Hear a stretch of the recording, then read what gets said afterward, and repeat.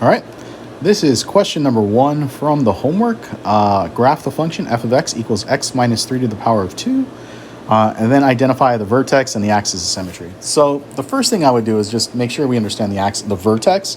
The vertex is located at 3, 0. This is in vertex form. H is 3, k is 0, so we're going to say 3, 0. So we're just going to write that down, 3, 0. We type it in, we send it away, okay? So I know my graph is going to be over here at 3, 0, so I'm going to, graph the point 3, 0. Now, if I'm going to do this by hand, I have to find all the other points. Now, remember, the function is x squared. So the idea is that if you move away from the vertex, that's essentially moving in the x direction. So if we move one space away from the vertex, that means we need to go up one space, because when you square 1, you get 1. If I move 2 spaces from the vertex, I have to go up 4 spaces, because that's what I get when I go, that's what happens when I square 2. If I go 3 spaces from the vertex, I'm going to have to go up to 9. So that's because I square 3 and I get 9. So what does this mean? If I was to take my points, I would go 1, 1. So I go over 1, right? And then I'd have to go up 1, just based on what it says in my table right there. And then I can do the same thing for 2, 4. So I'd go from the vertex 2 spaces to the right, and then now I'd have to go 4 spaces up, and that would give me a point that's right there. And then finally, if I wanted to, I could do a third point, and my third point would be 3, 9. So I'm going to go 3 spaces to the right, so 3 to the right, and then now I have to go up 9 spaces. 4, 5, 6, 7, 8, and 9 is probably going to be like right there. Okay, let me just double check that. 4, 5, 6, 7, 8, and 9. Yeah, roughly over there.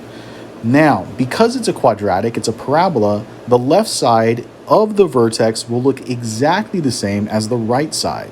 So this means that the blue point over there will be the same on the other side of the vertex.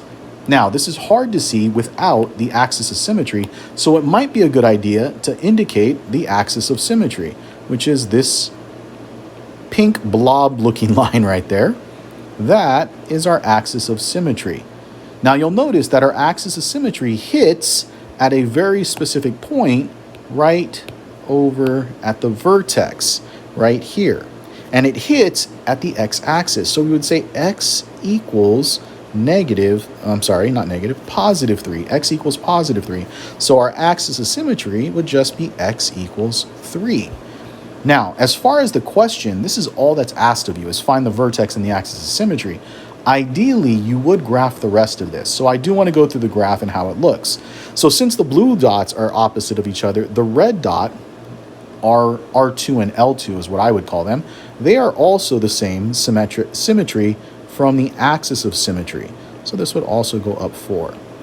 And then finally, the green dot, which is located 3 to the left, would also have to go up 9, which is somewhere over here-ish. Okay? And now we have more than enough points. All you really needed were 5 points, but this right here does more than enough for us. So we're going to connect them. So we're like, all right, let's connect them. And we get our quadratic function, also known as a parabola. All right, if you have any other questions, hit me up. Let me know what's going on. Talk to you guys on Tuesday and Wednesday.